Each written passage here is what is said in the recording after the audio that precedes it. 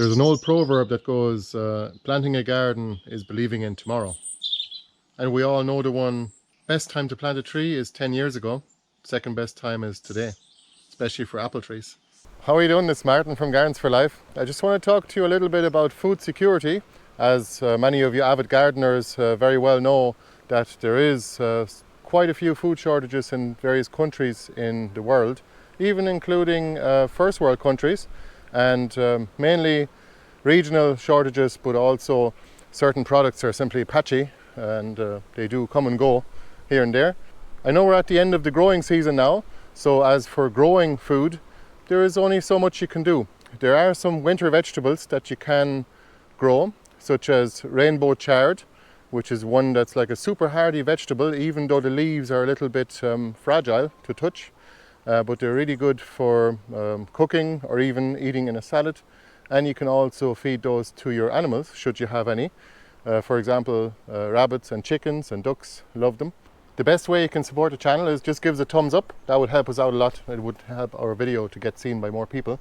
But also, if you have any questions at all or any comments, just leave those in the comments below and we will answer them for you. Since that we can't grow our own carbohydrate crops, such as rice or potatoes at this time of the year, we have grown some already, and we do have still got some in the ground, but leafy greens are really the main thing to grow for the winter.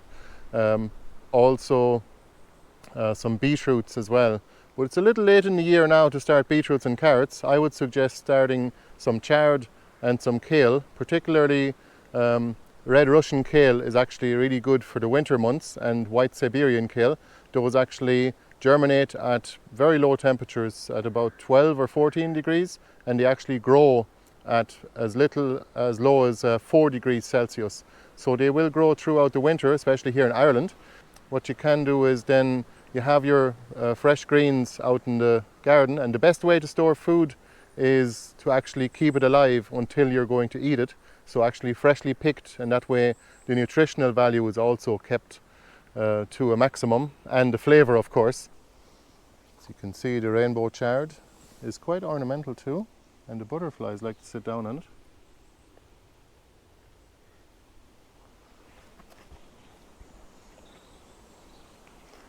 But it is very easy to grow, and it actually grows very, very quickly as well.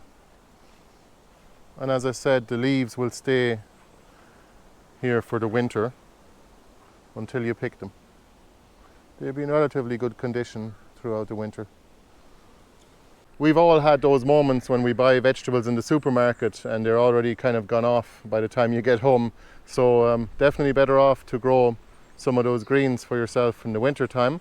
You can also have chickens for egg production, which are really easy to keep. We do have some older videos about chickens, not specifically about keeping chickens and maintaining them, but we will make one of those kind of videos in the near future as well.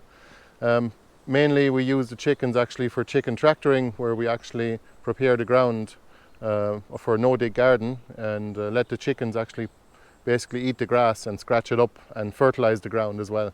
So we do have chickens for eggs, and of course your produce from the garden then goes directly to the chickens, giving them a healthy diet as well, and a more natural one at that, of course, because a 100% grain diet for any animal, including humans, is not recommended or natural by any means. We also found that beetroots are actually very hardy to stay out in the field as well. Kohlrabies are okay, they can remain in the field. You don't have to store those in the shed in a protected environment, but they are not as frost hardy as the beets. Of course, the Swedes are much more hardy, and the turnips as well, so you could keep those outside as well. We do keep our potatoes and ochas in a protected environment in the shed, basically, and as dark and cool a condition as we can create for them, and protect those from the rodents, because the rodents love them. If you have a wet winter, the potatoes and ochas, in our experience here in the Midlands of Ireland, we found that those actually go rotten, especially with our wet winters here.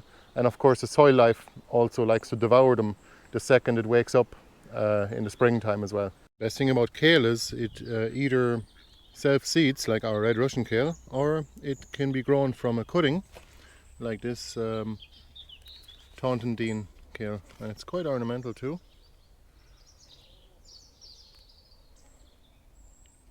And you won't ever have to buy seeds again. Other tuberous vegetables such as Jerusalem artichokes and mashuas and apios and Madeira as well, Madeira vine or heartleaf vine. Cinnamon vine is another name for it actually, because the flowers actually smell like cinnamon. All of those kind of tuberous vegetables or root vegetables can be kept out in the field or in the greenhouse in the ground over the winter, and they'll be okay. They don't need to be stored in an artificial environment as such. That way you have a lot less work on your hands to harvest and store those. That way you can use your shed or pantry to store other food like potatoes or rice or pumpkins, for example. Another great food in September, October is of course the apples, and there is going to be an apple day coming up in Athlone in County Westmeath. Please do look that up. You can find it on Facebook, I believe. And it's coming up in about 3 weeks' time. I think it's on the Sunday the 26th or so of September. So have a look for that. It's always interesting because you get to taste all different apples, and you can buy some too if Irish Seed Savers shows up again like they did last year, thanks to their support. And you can see our apples here are getting sizable now, and those will be ripening fairly soon. Well, September, October is definitely a time between seasons, and we try to do our preserving, for example, of all of the autumn harvests from the garden. For example, fruit, especially if we get an apple harvest, we try to preserve some of those. Our neighbours also have some cooking apples that are like 80 or 90 years old. They were planted just after the Second World War, and those apple trees are still producing a whole ton of apples every single year. And we're going to be probably making some compote from those. You can see here, this is another Eton apple variety. And the branches are so full of fruit this year that they're hanging down to the ground. You can see here.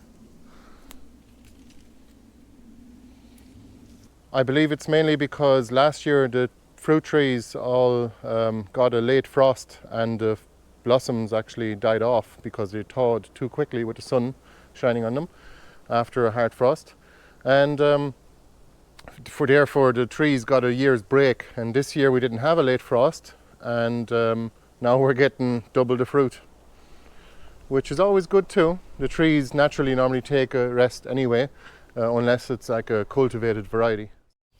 And this is an example of the red Russian kale. Although those plants are only young, but they're quite sizable already after only about maybe a month and a half or so of being planted here as a seedling. I'd say by December they'll be up to somewhere around here, probably about a metre in height, and in the springtime they'll go to seed, and you can eat those flowers as well. For those crops that take longer to mature, like pumpkins and potatoes for example, it is definitely too late to plant those now in September, but don't worry, you can still buy those in the shops and store them in your pantry. Definitely stock up on those, especially the pumpkins, because you can take the seeds out of those and actually grow those again next year. And definitely keep some of the potatoes too to plant out in your garden come springtime. As you might have seen in our vlogs from the last few weeks, we've been waxing cheese, and we've been canning butter as well, just for a little bit of added storage and without refrigeration.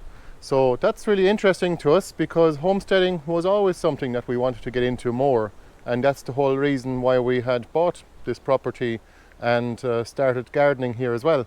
Of course, we'd been gardening long since before we heard about homesteading. However, homesteading definitely connects the garden and the garden's produce with your life, and actually increases your quality of life as well. And it can save money as well. I don't need to tell all of you gardeners that homegrown food tastes better, and it has more nutritional value. Of course, it has more minerals in it as well, because you're taking care of your soil and your soil life, and that actually feeds the plants that are in your garden. Whereas of course what you buy in the shop is probably mainly grown in hydroponic systems in Holland somewhere, which are actually being shut down because of gas and energy demand being too high on those systems. Definitely get grown your own food and prepare for next year. You could also start collecting some materials that you're going to need and actually start smothering the grass already, even well into the winter, so that you have those garden beds ready for even January, which is when we usually start gardening here. Although in our garden there's always something worth either harvesting or planting year round. Thanks a million for watching the video, and if you're interested in any of the perennial vegetables that we have that we're growing here in our gardens, we have those available for sale. They're on pre-sale at the moment, so those will be shipping out on the 1st of December, and you can actually avail of a 15% discount with Early Bird 22. So if you're interested in Jerusalem artichokes and mashuas and ochas and all those tubers, vegetables and berry bushes, please take a look at our website. Unfortunately, our purple tree spinach will be receding for the winter soon enough now, once we get a couple of frosts. Unfortunately, we always miss it once it's gone, but throughout the growing season we try to incorporate it into our diet as much as we can, because it's actually really healthy. It's full of iron, and it's also full of vitamins as well. Although the chickens were a little bit wary of it because they just hadn't seen it before. They weren't familiar with it, but now they like it. You can see it also forms these seed heads. It's a bit like quinoa. I believe it's in the quinoa family. And those can be eaten too. And we like to saute it in a frying pan with some butter and maybe a bit of onion and garlic and black pepper and salt. And at the end you just dump in a little bit of mature cheddar, and it's pretty good on its own. As I said, food stored out in the garden doesn't need to be preserved especially, so you don't have all of that extra work where you have to cook it and process it or even can it into glass jars. You can also blanch it and freeze it, of course, but why bother when you can keep it out in the garden, and it'll be even better fresh, of course, and not actually taking up extra room in your shelves, in your kitchen and in your pantry. And don't forget about berry bushes. Those are awesome for perennial fruit. Berries are probably a more natural food here in the cold temperate climate, and those are almost guaranteed to ripen, and they're very reliable croppers as well. This is a red currant and there's a black currant in behind that. We also have pink currant and white currant.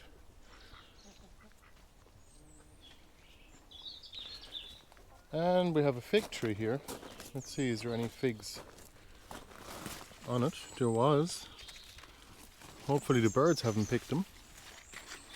We're being overrun with bindweed a little bit. Here's one. It's not quite ready though, I can tell. And there's another one up there.